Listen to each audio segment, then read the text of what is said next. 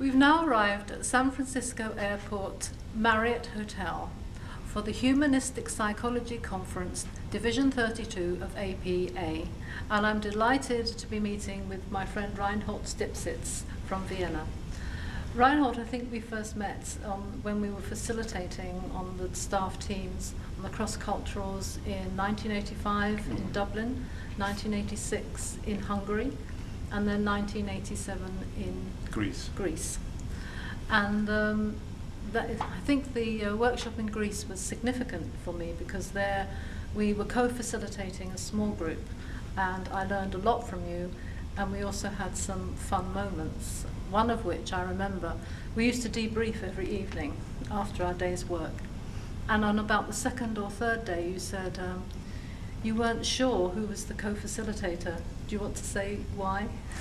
Co-facilitating was an issue all the time, not just in our country, but particularly in these cross-culturals. And I think the issue was who is the leader in the team. And co-facilitating actually means they are co-facilitating on an equal level. Mm-hmm. And yes. So this was the fun part of it, that we didn't know who was in charge of being the facilitator. So it was a cultural confusion. Yeah.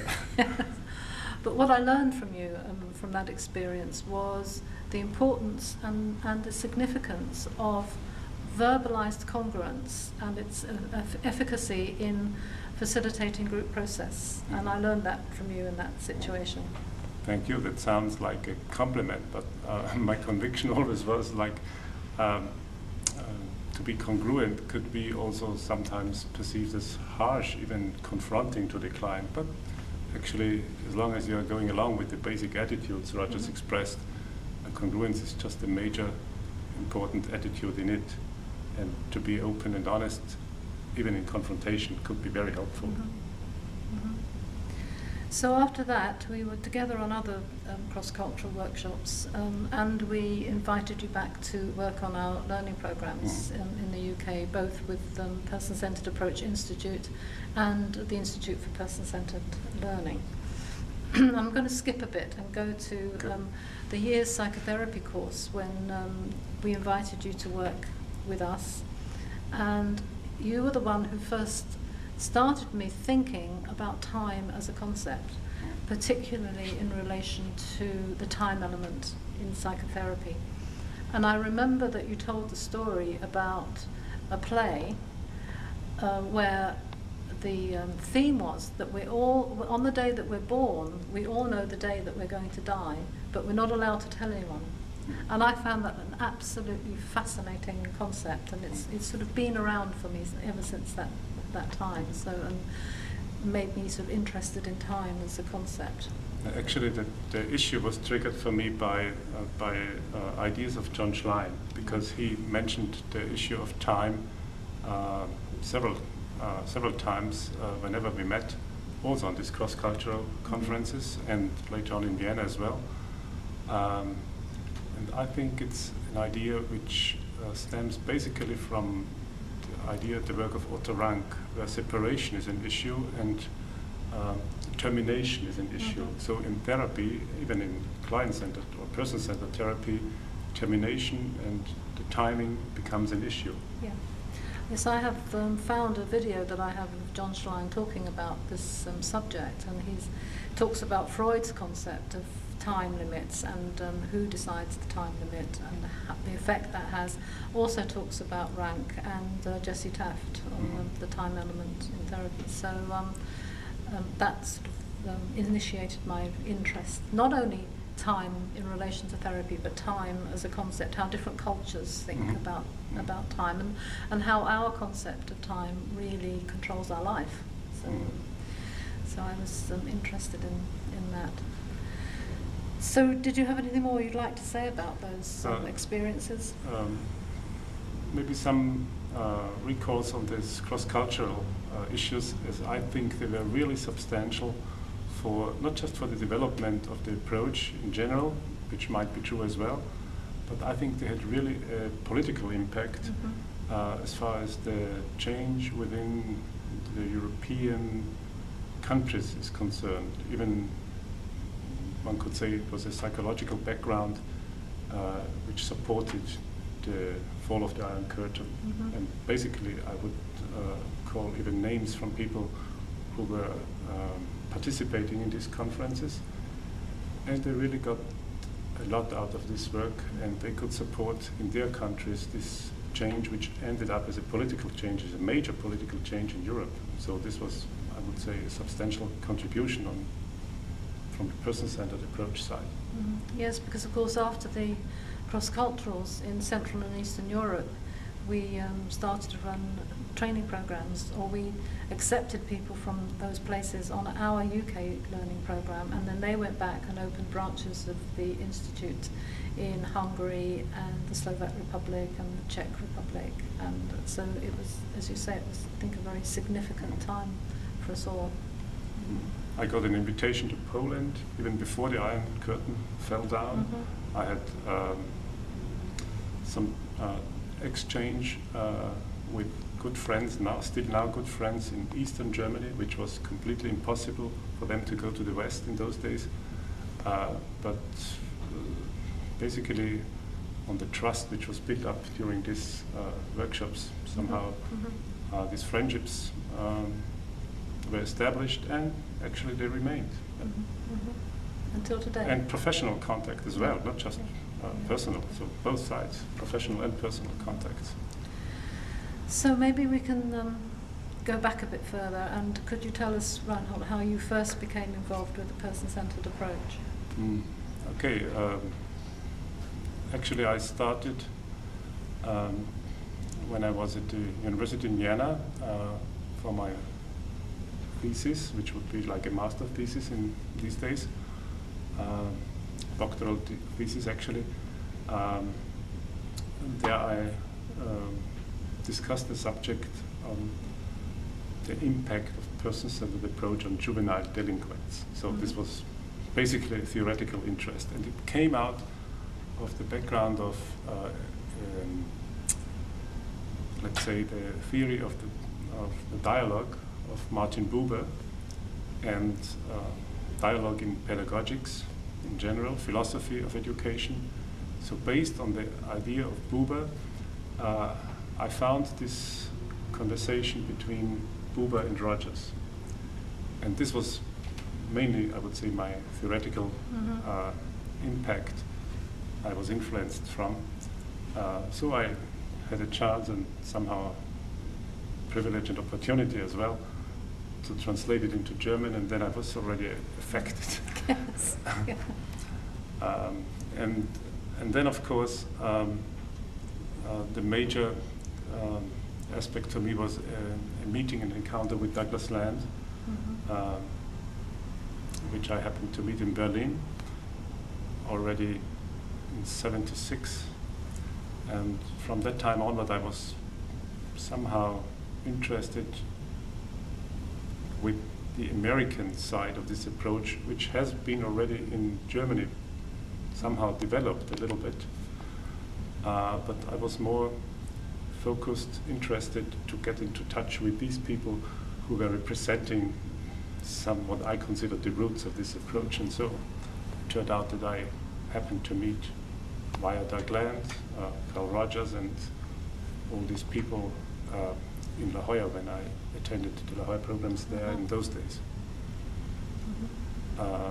And out of this development, I was a co-founder of organizations of training institutes in Austria, and I tried to combine always this kind of, let's say, academic work from the university with this practical work in training facilitators or therapists in private practice. I remember I came out to Vienna a few times and worked with you in your training institute on your training program, and that was a great experience. So Reinhold, can you tell us of any other significant contributions that you think you've made to the work?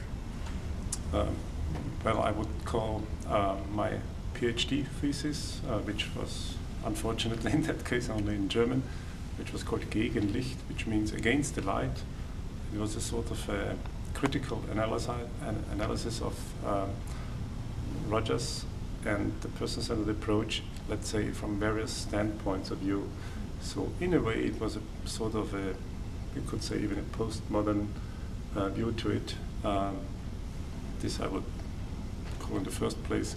And as far as the English publishing is concerned, I have an article in the person-centered, politicizing the person-centered approach in this book from PCSS Books, where I sketch out some of my work which I have done recently in Transylvania in Romania.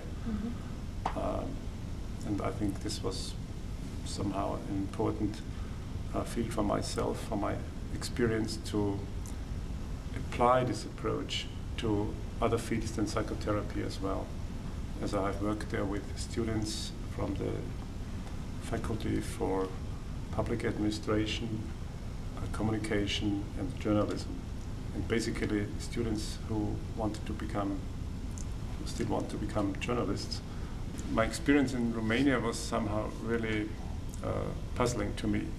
First of all, I have to mention that I have been there in the years 2004, 2005, 2006 in the summer terms.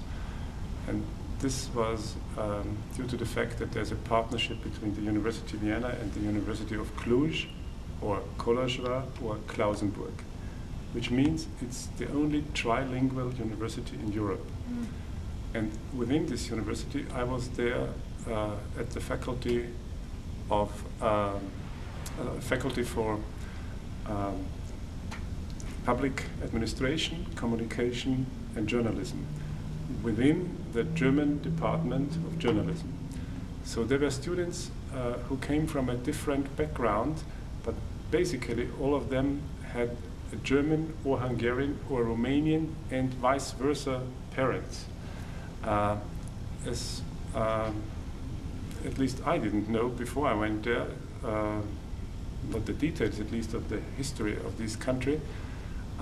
These people happened to be there for actually the Germans for 800 years, the Hungarians maybe for 1,000 years. And they're always in a strange competitive situation to each other. Sometimes they were supporting each other, sometimes they were really having not easy terms to each other. Actually, they were also hostile for a while. And sometimes you can think they are still hostile to each other. But an important background for these students was they didn't have any, not only these students, in general, the university system in Romania didn't have any psychology for more than 50 years. So as long as the communism period lasted, there was no established psychology at the university. None at all. Not at all. So no person-centered approach, no psychoanalysis, no behaviorism. It has changed recently, or you can say the last 15 years now, but it's not such an established psychology there. So for these students, which were in journalism, psychology was not a field of their interest at all. But in my mind, it was somehow a useful extension of their knowledge to challenge them with, let's say, experiences they could make in their field, which would be based on psychological experiences. So I asked them to go into institutions of public services, and I joined them as far as I was allowed to go with them. And we would just investigate in general, like journalism would do for a social reportage, investigate the situation of these institutions, and then they would write a report on that in German language. And after all, I asked them to translate this into Romanian language as well, and we published a book and contributed with all the articles from the students from this class. And I really loved the students because they were so excited about having this chance, first time to be published by somebody, and they were really curious to learn to know more about their institutions, which they haven't met from inside as well. And I learned such a lot of these experiences because there were, on the one hand, institutions which you would not find in Central Europe or elsewhere in the Western of Europe. On the other hand, they were very, very friendly towards us, to show us what they had on the very poor terms, because you have to know that Transylvania, or Romania in general, is still, as they are now a member of the European Union, still kind of an economically poor country. But the institutions are in a variety, you wouldn't believe it. So we had the experience in a foster home, for example, where the parents of these children, the children are there from 7 to 14 years of age, and their parents are in prison. So to end not out there as street kids, somebody in the community put them into this foster home, and they are run actually by an international association, or not run by them, but somehow sponsored by them. And they have also psychologists there, but the psychologists have absolutely not great experience of doing anything with these kids. And what we had the chance to visit them, and so I visited this foster home with a student, and then we were invited, for example, for dinner, and we got a very, very primitive dinner, so to speak, just potatoes and onions and a glass of water. And it turned out that the kids in this foster home had this dinner after us, when it was already definitely cold. So I was really kind of, you can say, depressed or ashamed in a way. And I expressed this to the student afterwards when I said, can you imagine what they are experiencing here, if this is their daily dinner for tonight? Then I was really shocked when the student said, but it's the same what we get in our student home.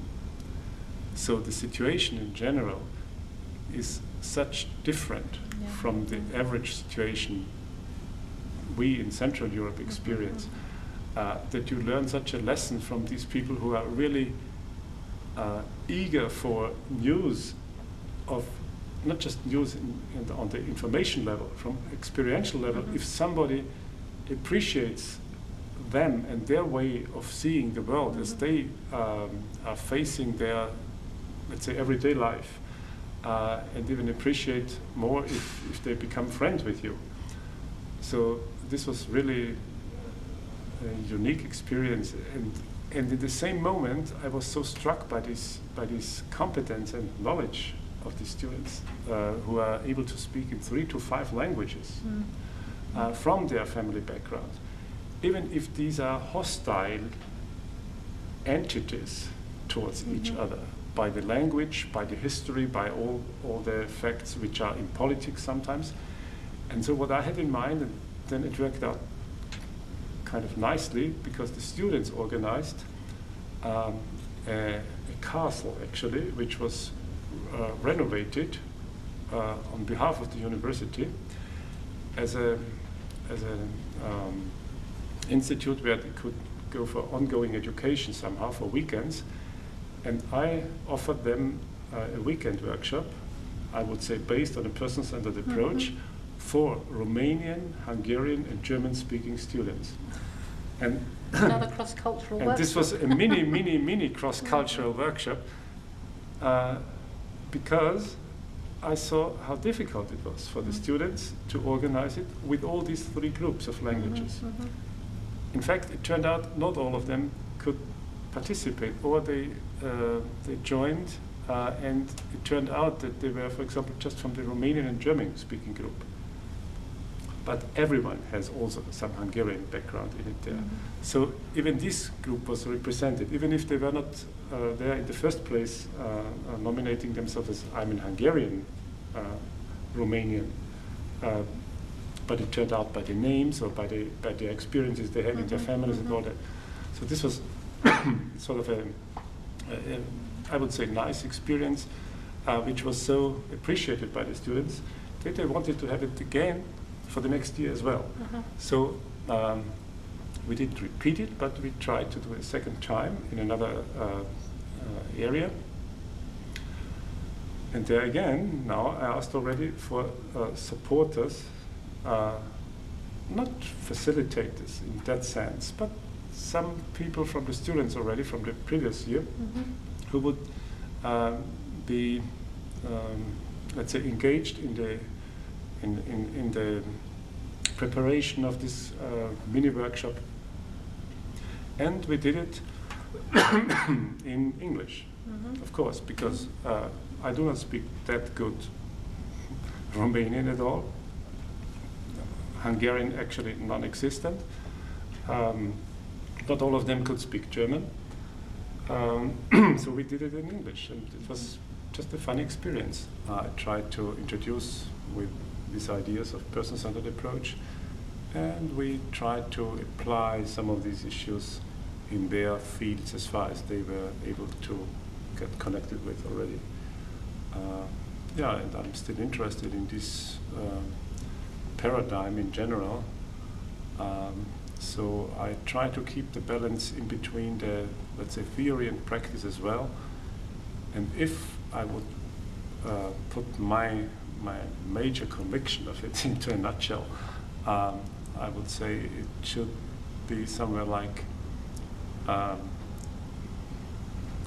against eclecticism and beyond fundamentalism. And somewhere in between, there is where I see this spot, or actually the area and the realm of the person-centered approach. Yeah. So that's sort of how you would see the future of the person-centered approach developing in these areas? The future might be, nobody can tell the future, so even I can't. But the future might be maybe changing the approach as far as I see it in terms of maybe the ideas of Rogers were ideas of a dissident in his time. And now it could turn into the ideas of people who are rather more establishing institutions or defending institutions like churches and belief systems. And this is less experiential on the one hand and less fresh on the other hand. So actually it's more establishing, the attempt is more establishing a field which can be applied within psychology, but I don't see it that easily as it was in those days when Rogers was around and trying to completely break through or find new territory, new challenges for his views. Yeah. So I think it will be difficult as long as the witnesses will be gone in a while, as far as time is concerned. The witnesses will be gone, and what will remain is, of course, some good recordings and good material, books and articles, but it is, I think it's a question, maybe it's also an issue which time demands a certain approach. And as long as the person-centered approach can keep to this idea that the time which is the time to be or the time to come, and as long as the person-centered approach keeps alive with this perspective in mind, then there's a future. But otherwise I would see it rather skeptical, so to speak. Yeah. Okay. This is a bit since I've always experienced you, Reinhold, as being a private man in your private life that I don't think many people know about your family life, and I felt really privileged that when I used to come and work with you in Austria, I used to come and stay with your wife and your kids, and really enjoyed it, and I've loved seeing, not so much these days, but seeing the sort of development of your two children. And I just wondered if you'd like to say something about that, but if you don't, then that's fine. I really am a fortunate man to have these people around me, and maybe I want to keep it that way. Yeah. In private. In private, yeah, fine. I just, the idea of this film is for me to introduce to people. People know your names, but they don't know you, and I just wanted to share the privilege that I've had of knowing you all. So. Actually, I appreciated to have this chance to meet with you and really those people who are really important and substantial for me. So I think maybe this is a sort of a unique experience. At least it's unique for me. But I always had the chance to meet these people at the right time. I wanted to meet them, and it happened that I met them. So not only by choice, just by coincidence, luck, or to use the word Rogers uses, but he borrowed it, I think, from Ralph Waldo Emerson, serendipity. Serendipity. So I think some of these meetings I had with you and others were out of serendipity. So to be there in time, just when the time is right, to meet with the real people you have to meet at this time. The last time we met, Reinhold, was in February 2005, when you came to the memorial celebration that we organised for Tony Merry.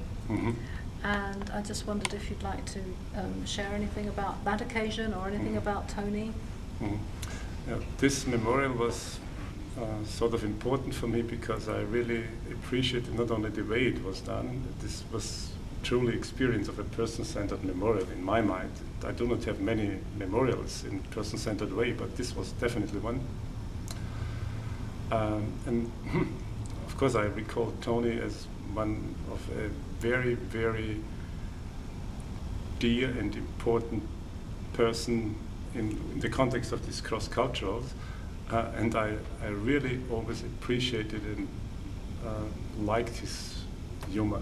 So he introduced himself as a person who could speak fairly good English, and this was so striking to me that he was so honest with this, and it always recalled me that it's enough if you speak one language in a very profound way, and this was for me when Tony was speaking not just English, but it was a language, let's say the language of the person's approach in a profound way.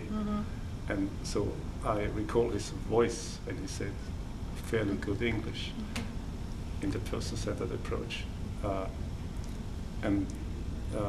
So I also recall some other, for me, great men in the person-centered approach, like, as I mentioned, maybe Douglas Land and John Schlein and John K. Wood. These three have been substantial for me in my, let's say, development, or I'm proud to say I could call them sort of friends, not just sort of, really good friends. I felt acknowledged by them, and I really had with each of them great, deep and good conversations, and I think this is also one of the reasons why it might be difficult for the person-centered approach to find, if they would need role models, the future generations, it would be difficult to find these kind of role models. If they don't need role models, okay, they have to create their own, which is also a good idea. But these people were in both ways, on a personal level and in, I would say, theoretical, substantial level, very, very prolific. They were very special. And definitely special. And yeah. Okay, well, thank you very much for meeting with us this time. Thank you for all this, what you have done.